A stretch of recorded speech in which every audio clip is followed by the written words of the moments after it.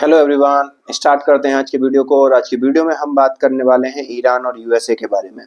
आपको मालूम है कि ईरान के अंदर अभी प्रोटेस्ट चल रहे हैं और उस प्रोटेस्ट इतने वाइल्ड हो गए हैं, इतने हाई लेवल पर या इतने मतलब सरकार के खिलाफ इतने प्रबल हो गए हैं कि वहां पर जो उनके जो सुप्रीम लीडर है खामेनेई, उनका जो तस्वीर है उसको जलाया जा रहा है और उस तस्वीर को जला के उससे सिगरेट जलाई जा रही है।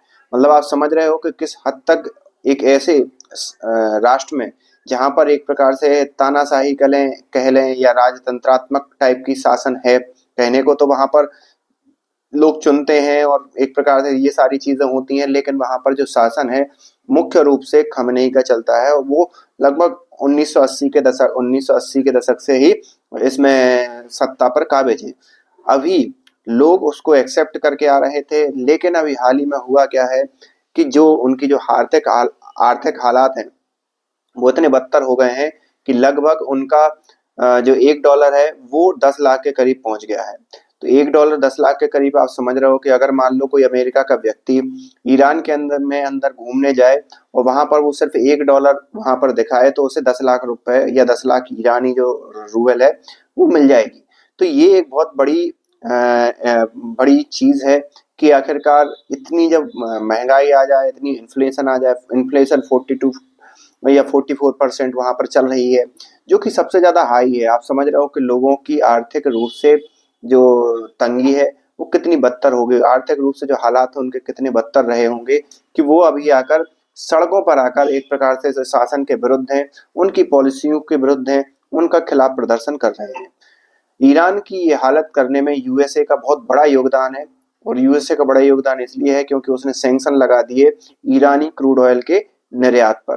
तो अब मतलब कोई भी देश अगर ईरान से किसी भी प्रकार का तेल आयात करेगा तो वो डॉलर में तो कर ही नहीं सकता, सीधी सी बात है। और अगर डॉलर में नहीं भी कर सकता, वो खुद की कंट्री में भी खरीदना चाहे और ये भी सोच ले कि भाई ईरान को हम कुछ चीजें दे देंगे उसके बदले में क्रूड ऑयल ले लेंगे, तब भी ये चीज पॉसिबल नहीं है। क्योंकि अगर फिर वो व्यक्ति, वो राष्ट्र सॉरी, अगर अमेरिका से व्यापार करने जाएगा तो अमेरिका उससे व्यापार करने से मना कर देगा। इसे बोलते हैं एक प्रकार की दादागिरी कह लें या डॉलर का डोमिनेंस कह लें, जो भी कहना हो आप कह सकते हैं। और यही कारण है, डॉलर के डोमिनेंस का कारण ये है कि जो अमेरिका है वो लगभग पूरी ग्लोबल इकोनॉमी में 65% के करीब अपना सहयोग देता है। मतलब हर एक देश विश्व का डायरेक्टली और इनडायरेक्टली अमेरिका से जुड़ा हुआ है और अगर अमेरिका कोलैप्स होता है तो पूरे देशों की अर्थव्यवस्थाएं चरमरा जाएंगी। हमारी अर्थव्यवस्था पर, जो भारत की अर्थव्यवस्था है, उस पर इतना प्रभाव इसलिए नहीं पड़ता क्योंकि हमारी अर्थव्यवस्था जो है एक कृषि आधारित अर्थव्यवस्था है और हमारे यहाँ के जो लोग हैं वो मैन्युफैक्चरिंग सेक्टर में इतना जॉब नहीं करते या जो जितने लोग हैं वो बेरोजगार हैं। लेकिन एक चीज ये है कि सरकार उनको खाना और पीना दे रही है, फ्री का दे रही है, तो उन्हें खाने की समस्या भी नहीं है। तो उतने हमें चीजें देखने को नहीं मिलती कि आखिरकार एक आर्थिक प्रकार से जो आर्थिक दिक्कतें हैं और ग्लोबल आर्थिक जो मंदी है वो लोगों को डायरेक्टली कैसे अफेक्ट करती है वो उतना हमें समझ में नहीं आता।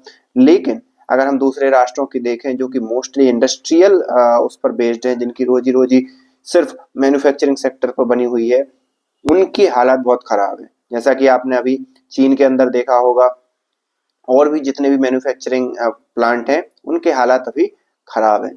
तो अब देखते हैं ये ईरान के अंदर आखिरकार होता क्या है। अमेरिका जो चाह रहा है कि तख्ता पलट हो जाए, वो पॉसिबल हो भी पाता है या नहीं हो पाता, वो तो आगे आने वाला समय बताएगा। लेकिन ईरान जैसे पहले जितने भी आंदोलन हुए उनका दमन करता आया है, तो इस बार भी वो पूरी कोशिश करेगा। लेकिन इस बार एक ऐसे अनस्टेबल राष्ट्रपति अमेरिका की गद्दी पर बैठे हैं कि वो उसके बाद कुछ भी कर सकते हैं जिसका दुनिया अंदाजा भी नहीं लगा सकती, जैसा कि उन्होंने वेनेजुएला के साथ किया।